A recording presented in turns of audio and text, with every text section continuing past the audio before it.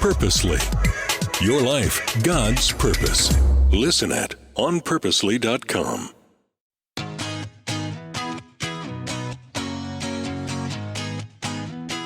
We are currently in a season of the year here where I live in Austin, Texas, where I'm getting faked out every day. Do you know what I mean?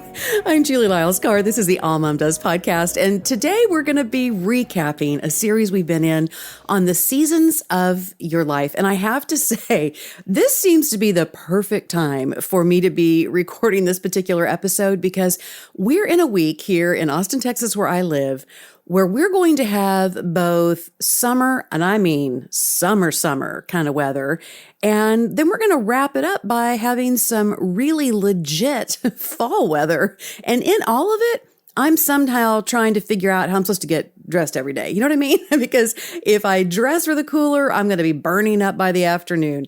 If I go ahead and plan for how hot it's going to get in the afternoon, then I might be a little chilly in the morning. So I feel like we're in that strange season here where it's like Austin can't commit. What are we doing? Are we actually going to do, some beautiful kind of autumn weather, or are we just going to sweat and suffer for a few weeks more? So that got me thinking about this. As much as I want to be able to take containers of the experiences in my life and say, wow, this was a season of fill in the blank, or that was a really good season, or that was a really hard season. When I look back and I get really honest with myself, every season is a bit of a mix, right? Do you know what I mean? We've had seasons that have been so incredibly sweet, but in those seasons, there have been some things that have been really hard. And I've had some seasons in my life that were really, really hard. And yet there were some great things that were happening during those seasons too. I think it's one of the things that we kind of fake ourselves out a little bit when we talk about the seasons of our lives, because we seem to want to make it very clean. And let's face it, sometimes we do get a season that seems to be just purely one thing or the other. It's either really, really good or everything is super, super hard. But for me, a lot of the times it's some kind of blend. And when I expect a season to stay coloring exactly between the lines, the way that I think would be the most convenient and would make the most sense, that's sometimes where I can get myself really twisted up because I can't seem to leave room for both some of the great stuff and the hard stuff that can happen all within the same season. It's like me trying to get ready for the day right now in Austin, Texas, where the season just can't seem to make its mind up. And it got me reflecting on the people of Israel in the Old Testament. They were God's chosen people, and they had been in bondage for 400 years in Egypt. And they finally get into a season where God removes them, takes them out through the Exodus, takes them out of this season of slavery that they have known for so long, and begins to put them on the path to go to the Promised Land. But here's what's really interesting to me. Because the season of making that transition from a really hard season to what was promised to be a really great season in the Promised Land, because that season in between was something of a mix, the Israelites kind of missed it. Like they really didn't get to live life as vibrantly as they could have, because being in that season that was a mix, what did they default to? Well, unfortunately, they defaulted to complaining. They actually even began to become homesick for Egypt, where they had been in bondage. And that can sound really extreme to us. We can think, well, how on earth could somebody want to revert back to a situation like that? But we are the kind of people that those things that have been familiar, even if they weren't great, even if they were really hard, sometimes those are the things that we weirdly seem to long for. Have you ever had a friend who was working a job that they really were struggling at? Like they didn't like their boss. They didn't like their coworkers. Things were hard. And they ultimately had the opportunity to resign, or maybe they got laid off. I don't know, something along those lines. And that season of working that job ended. But did you ever find yourself at coffee with somebody who then started saying, man, I miss my old coworkers. Man, I wish I was still working there. Boy, if they ever had an opening, I'd go back. And you think, now wait a minute. We had a lot of times at coffee where you were talking to me about how miserable you were, and now you want to go back there? I mean, that's just kind of our human nature, that those things which feel familiar, we tend to want to go back to. And time also has a way of making us think only potentially on some of the good things and not reflect on the totality of the story and what we experienced. I feel like that's how the Israelites were. They get out there into the desert. They're on their way to the promised land. But because that season is taking longer than they expected, and because there are challenges that they didn't expect in this season that's in between, they end up making statements about wanting to go back to Egypt. In between seasons are really fascinating. Because when I look back on my life, and maybe it's this way for you too, when I think about seasons, I have these little boxes in which I categorize some major events in my life, and I name them as good seasons or hard seasons or challenging seasons or great seasons or simple seasons or whatever I wanted to call them. But there are also a lot of in-between seasons. And maybe that's where you're at right now. Maybe you're in between in your parenting. You've left a season that's been hard when the kids were little. You're not necessarily in a season yet where you feel like you've got a little more freedom or wiggle room, but you're still in this in-between season in your parenting where things are kind of this mix. Maybe you're in a season like that in your marriage. Maybe you've come out of a really tough time, and so many marriages did during the course of the pandemic. Maybe that's your story. You came out of a really tough time in your marriage. You know that there can be better days on the horizon. You're looking forward to a season where your marriage is flourishing again. But right now, you're just in the in-between season where maybe y'all are civil, maybe things are functioning, but it's not great and it's not bad. You're in an in-between season. Here's one of the things as I was thinking about the Israelites and that time that they were in the desert in this in-between season. I realized that, God's word says there was an entire generation that because they started complaining, they got to just stay in the desert. Like that season didn't become an in-between season. It became the season. That was what a whole generation of people only knew. They had only known the season of being in Egypt where it was really hard, and then they only knew the in-between season. That remained the end of their life. They were in this in-between season before they got in the promised land. Now, you're probably thinking, wow, Jules, what an encouraging thing to say to me today. But what I want to say is this. They didn't ultimately find the fulfillment that they had hoped. They ended up staying in what I'm sure felt like an in-between season. But there was still a lot of good that was happening in that in-between season that I'm afraid if I had been one of them in that time period, I would have missed. Their families were still growing. They were still adding to their numbers. They were in a situation where God was feeding them. So they really didn't have to work super hard or farm the land. They were living in tents. They didn't have to deal with construction.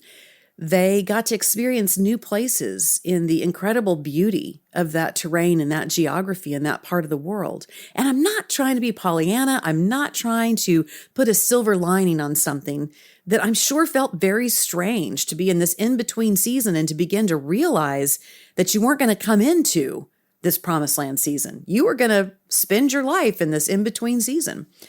I'm sure there was incredible challenge and a lot of confusion and a lot of questions about why God had brought them out there and why this was the experience that they were having. But the lesson I want to take from that generation of Israelites who remained in that in-between season, I want to remember that there's just still a whole lot of life to be lived, even when you're in between season.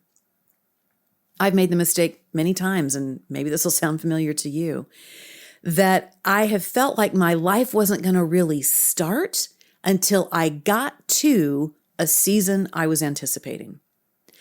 My mom says that when I was little, I was just busy all the time. I would just move from one thing to the next, to the next, to the next.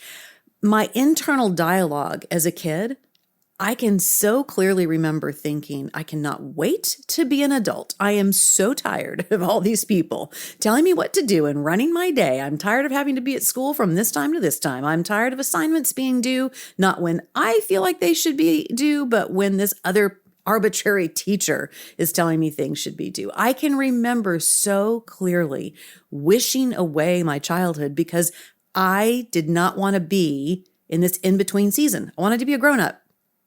And then I can remember as I was coming into those grown-up years, I could not wait to get to college. And then I couldn't wait to get out of college. And then I couldn't wait to find the guy. And then I couldn't wait until we could get married. And then I couldn't wait until we could have the first baby. I mean, it was just always anticipatory. I'm wired to be very future casting. And sometimes that's a strength. It certainly seems to be a strength and helpful in some of the consulting that I do for organizations and things like that. But within your own personal life, within your own clock, within your own cadence, I feel like it should come with a warning because you can wish away so many in-between seasons of your life when you are so strongly anticipating the next one. I think that's why the Israelites being in the desert for that period of time really speaks to me, because I've got to confess, I easily could have been one of those people bugging Moses all the time. I don't know that I'm one who would have said, I just want to go back to Egypt. I'm probably one who would have been saying, we could make this whole thing go a whole lot faster. Like if we put more of the fast people up at the front and then we built some better carts. I mean, I feel like we could go on and haul into the promised land. Let's get this knocked out. What are we doing wandering around here in this in-between season? Is it summer or is it autumn? What are we doing? Let's get this thing over the line. And I could have missed, just like a lot of those folks did, what was right in front of me. So I want to just give you that encouragement. If you're in an in-between season, it's still a season. There's still a lot of good. There's still a lot of things to be learned. There's not a lot of benefit to wishing it away. Don't miss it. Stop and look around. Even in this simple way, I'm trying as these hot days are upon us again here in Austin, and I'm looking toward when things are supposed to cool down. I'm reminding myself, you know what? Let's enjoy it. It's still a beautiful day. Yeah, it's hot. It's really hot. But hey, Jules, let's just enjoy it. It's a gorgeous day. And when the cooler weather comes, maybe that'll make me even all the more grateful for it, that I just fully embraced this in-between season. So what is it for you? What's an in-between season for you right now?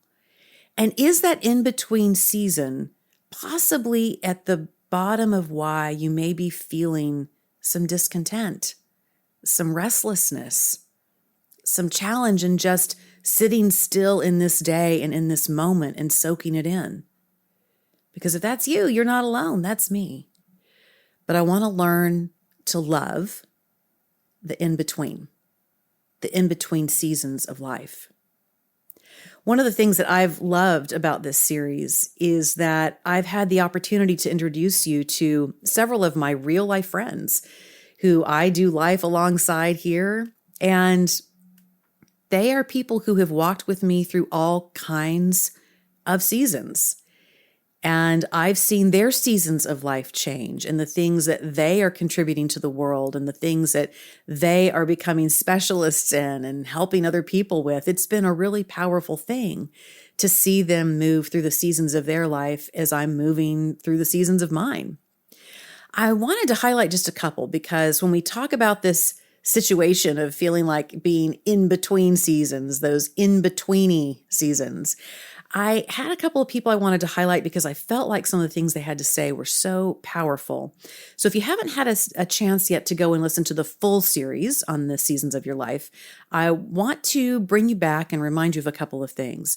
I had my incredible friend Cricket Berlin on. She has become a grief counselor. She's just finished up her training and has opened her practice. And I always have a pause when we talk about grief on the show, and not because I am being weird or, think that we should only talk about positive, happy things. I just know for me, and because of the season that I've been through in losing my in-laws, my parents, my grandmother, and all of them in very short order, there are times I just need a break from a season of grief because that's where we've been for a little while. But I also know that sometimes you're having a great day driving along and you might turn on an episode and go, oh, what are we talking about, Jules? But if you didn't get through that episode, or maybe you avoided it because it was just not the day for it, I really want to encourage you to go back and listen, because Cricket does such a beautiful job opening up and expanding the ways in which we can experience a season of grief and what that can look like going forward, to lay down some of the conventions or the rules, it seems sometimes, that we have around grieving something, whether it's something extremely traumatic or it's just a change of season. Those times where we realize that change is afoot, significant change, and we have to lean into it, and the ways to do that. It reminds me that recently I was at one of my favorite places in the world, which is my brother's lake house. And I love to sneak off there when I have a writing deadline, a book due, things of that nature, because it's just a place where I can really tap in and get quiet and be really inspired. And as I was there one evening after having worked on a lot of words one day, I really weirdly opened up a season of grief again for myself. I took some pictures of my mom and dad and of my in-laws, and I went and sat down on the dock close to sunset and just had some time reflecting on them, on their lives, kind of talking to them. Have you ever done that?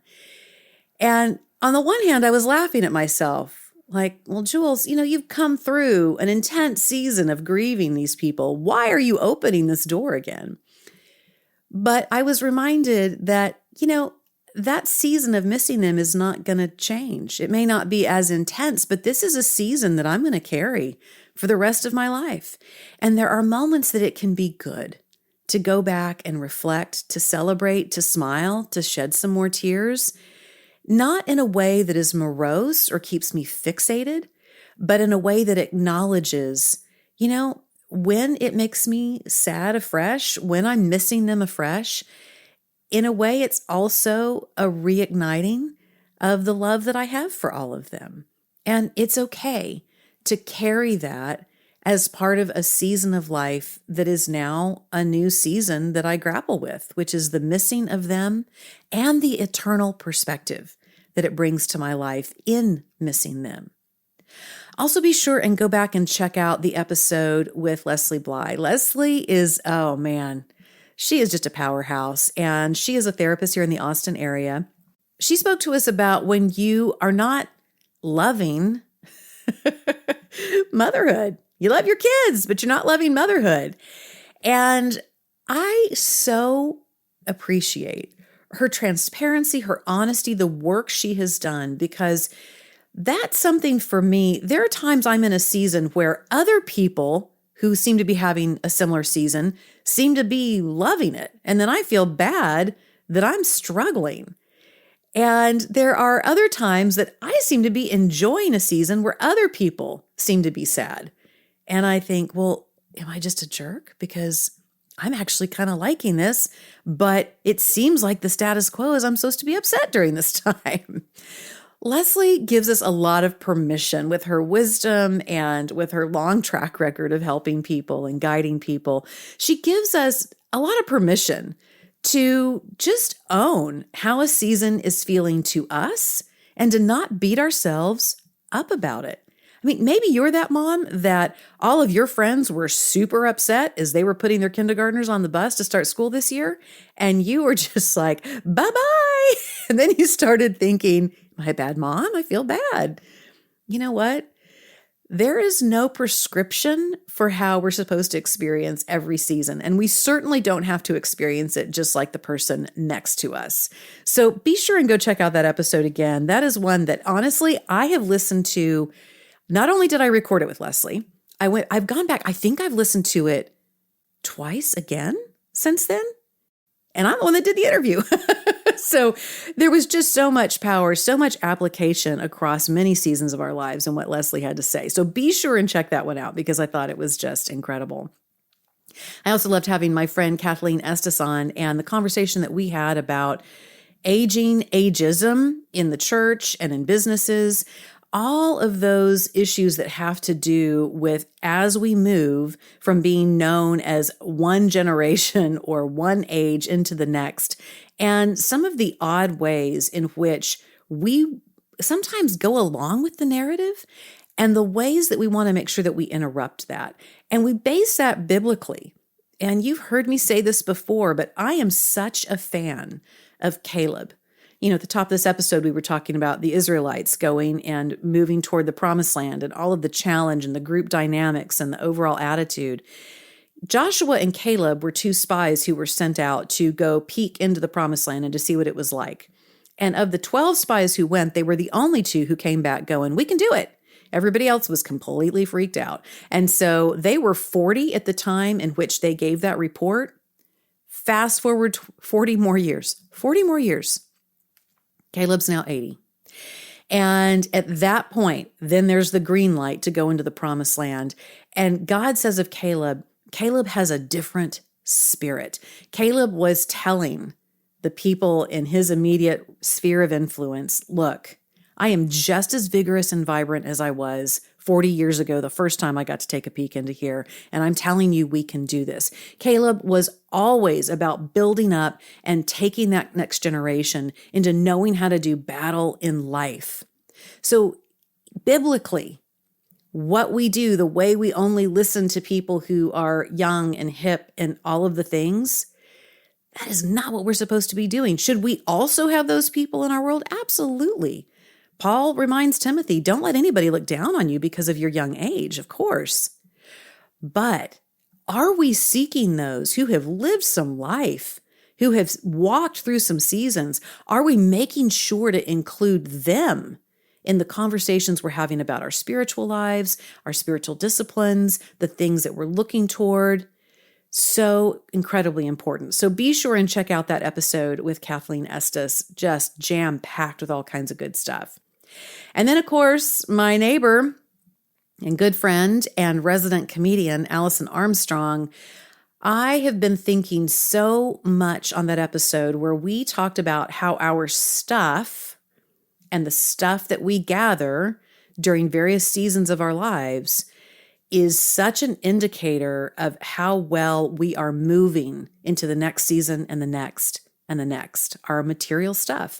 Allison owns an estate sale company. And, you know, there's just the functional piece of that, her ability and her knowledge surrounding antiques and certain kinds of china and all kinds of stuff. I mean, she's just encyclopedic in what she knows. But what you probably also realized when you listen to that episode, and if you haven't, you must, it is a must listen. Allison absolutely is doing ministry through this very functional and helpful service of helping people get through estate sales, unpack their parents' houses, move on to the next season of life, because the way that we interact, our connection to our stuff is this incredible barometer of our willingness to move into future seasons or to be shackled to our pasts. I have been considering it over and over and over. You know, we're moving into a season that's very exciting for me. Rebecca has been begging for us to start talking about this. We are expecting our first grandbaby. And Mike and I are so excited. And it is also mind-bending. It really is. I mean, we are super excited about this baby. Please hear that. And it's just so hard to think of yourself as a grandparent. I mean, I feel like I'm, just newly married, which sounds ridiculous with 8 kids, but I'm telling you, this is really how it feels. And when I was thinking about the episode with Allison, I had to laugh because, oh, friend, I still have, and we have set them up for this new baby. So I had the baby beds from when the twins were born. I still have a whole bunch of baby gear from when the twins were little. And I pulled all of that stuff out. And I'm so glad that I still have it. And I'm so glad that we're able to use it with this new grandbaby coming in just a couple of months. But it was so funny because I thought, wow, I just really not sure I ever completely moved on from the baby and toddler stage. I have friends who are just floored that I still have all this baby equipment, even though the twins are now teenagers. Yeah, they are. And so that episode just got me thinking again about how interesting it is, what we hang on to, why we hang on to it, to not feel guilt for hanging on to things that really have a lot of value for us, but to also not short circuit ourselves and allow ourselves to get stuck in this process of just taking care of more and more and more stuff when there's so much life to be lived out there, outside of these warehouses we call homes, with all these things that we've kept. I hope that this series on seasons has encouraged you. I hope it's challenged you. I hope there are some things that you're thinking, I might want to make some changes and think through some things. And as always, I'm just so thankful that you've been along for over 5 seasons now.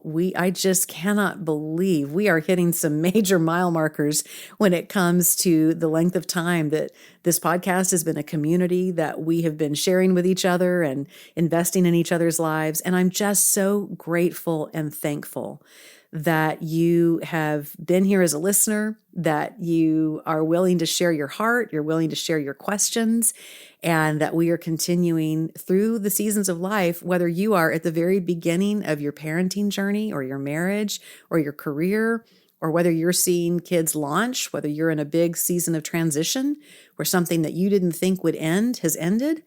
I just want you to know that we're here for you.